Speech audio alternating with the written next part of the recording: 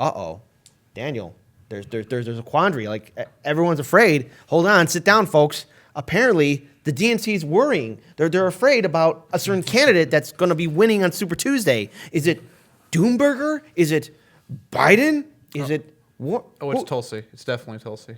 Well, they'd be screaming from the rooftops. They would be. They'd be freaked out. And how her campaign is being treated is a complete disaster.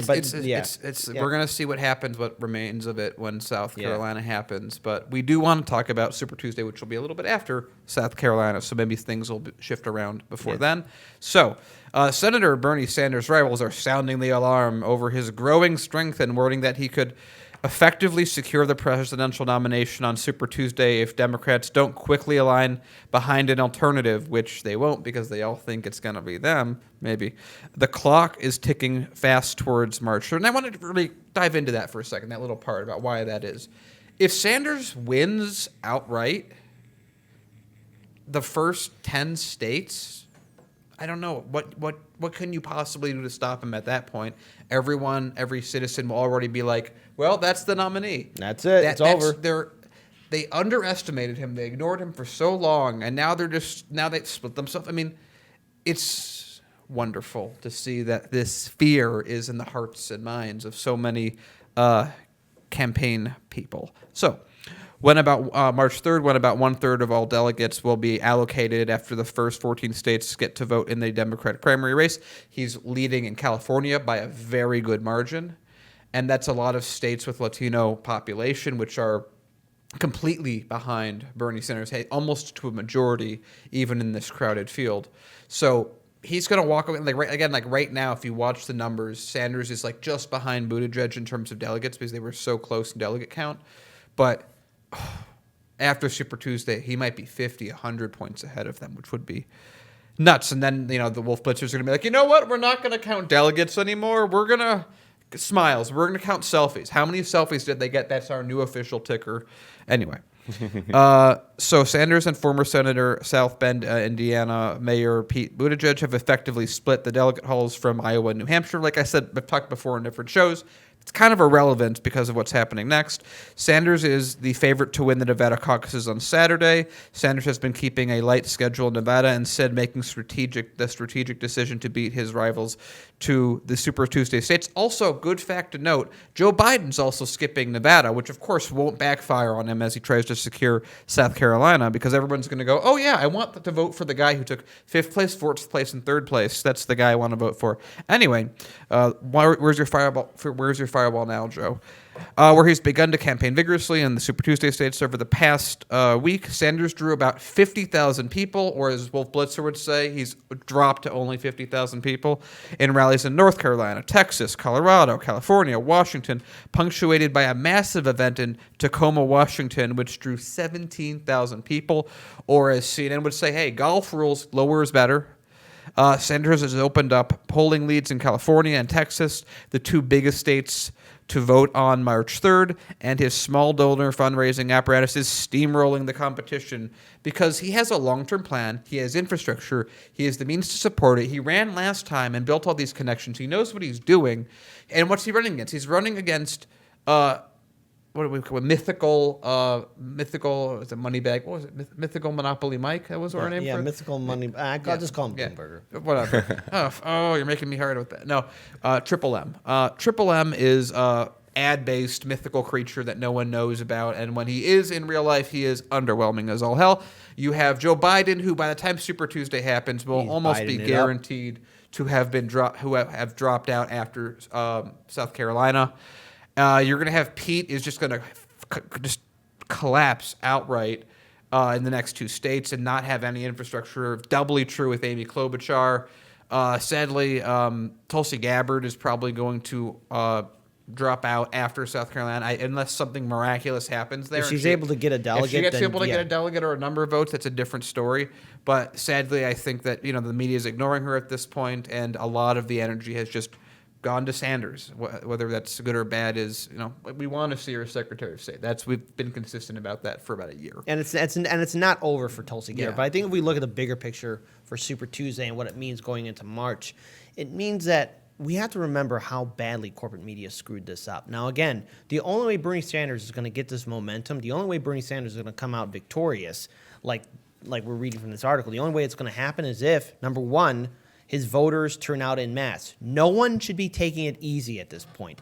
Just because we're reading this positive story doesn't mean that it's over. No, you need to be afraid. You need to be on guard. You need to show up to vote. You need, for those states on Super Tuesday, to our viewers and subscribers, to your friends and families, to your loved ones, to your coworkers, know the rules and regulations. I hate saying this all the time, but it's important to know the rules and regulations. We already covered this in the Nevada story where people had to sign a ballot, okay? Know the rules and regulations, whether it's a caucus state, whether it's an open primary, a closed primary. Know those rules, know your rights, show out to votes. Bigger army diplomacy is what will help Bernie Sanders win on Super Tuesday. Because if Bernie Sanders, let's say, in the best case scenario right now, Bernie Sanders not only dominates Super Tuesday, but is a clear main front runner, that destroys the narrative of corporate media and the DNC establishment. Now, again, positive side is, yeah, he wins Super Tuesday if all of us show out to vote, and we do that. People need to show out en masse, show out en masse. I'm repeating myself to let you know, set your alarm clocks, show out to vote on Super Tuesday, because if this happens, this means we'll see corporate media and the DNC starting to get desperate, which leads to another thing. For all of us to turn out and show up for the convention in Milwaukee. Yeah.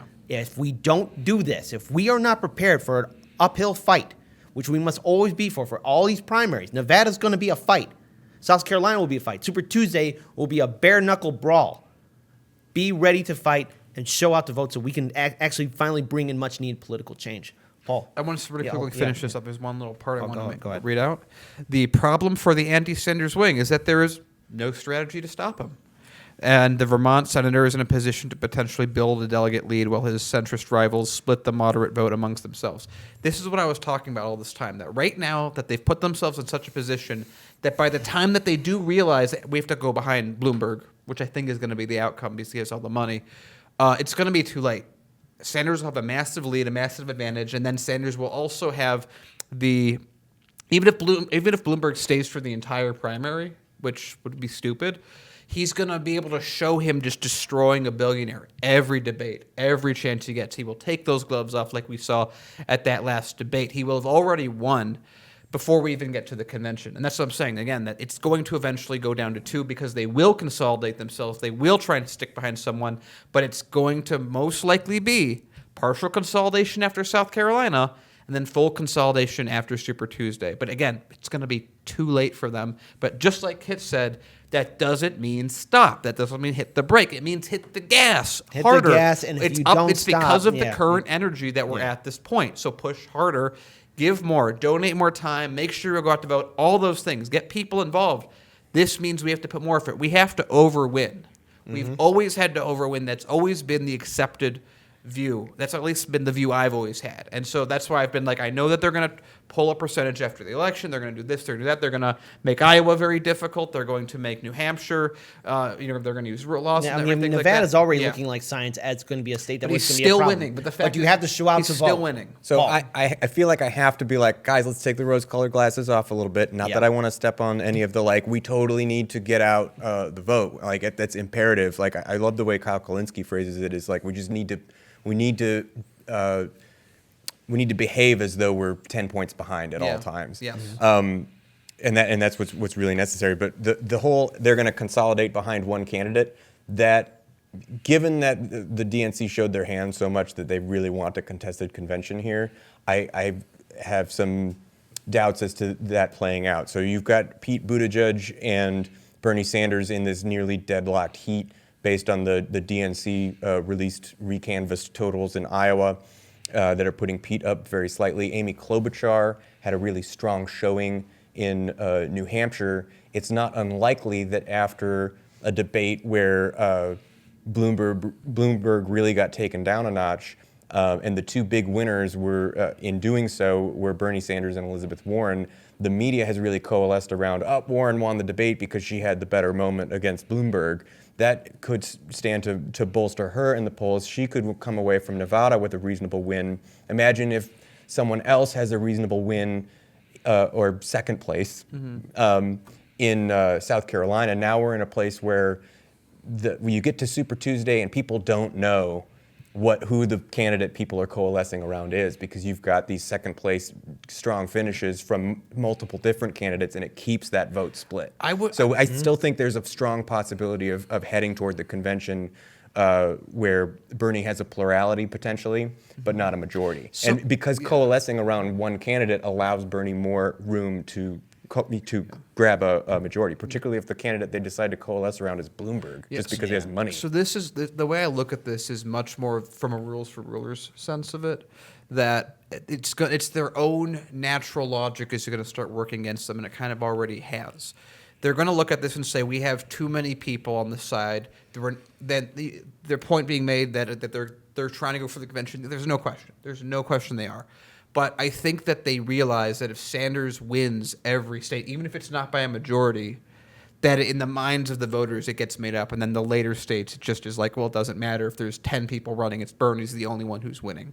So that's why I think that it's going to naturally be requisite, even though you're right, that it will. It's a choice that hurts them, but they kind of feel like they have no choice but to make it because their current predicament is a predicament. Mm-hmm. So I think, and it kind of that another way to say that would be that Sanders will eventually just start getting majorities. That's kind of the implied view. I mean, fingers crossed. I think, well, everything's fingers crossed. I think there's another thing too we have to remember, and that is, don't be discouraged either, because with all this data that's coming out, what could happen in Nevada. The last thing people need to do is get demotivated. This is a time where you have to get angry and really get upset and use that anger and focus it into actually implementing your power. Your power is your vote, your voice, your presence. It matters now. Think about what we're fighting for right now. We're the only country in this world that doesn't have Medicare for all. People are indebted with medical debt. People are indebted with student debt. We don't have affordable college. We're not investing into our infrastructure. We have money for the military-industrial complex, but no money for our social programs or anything else. We don't have enough resources here to go to the working-class people. We lack livable wages in this country. We're not even fighting climate change, which in reality is a danger to the planet as a whole, not just America. And there's only one candidate right now that's a front runner that can actually do this and implement real change. But the thing is, Bernie Sanders can't do this by himself. He needs all of us to show out to vote. You have power. You have that right. Now's not a time to be afraid. Now's the time to get angry, push back, and build that better future. Because we're not doing it for ourselves. No, we're doing it for the next generation to come.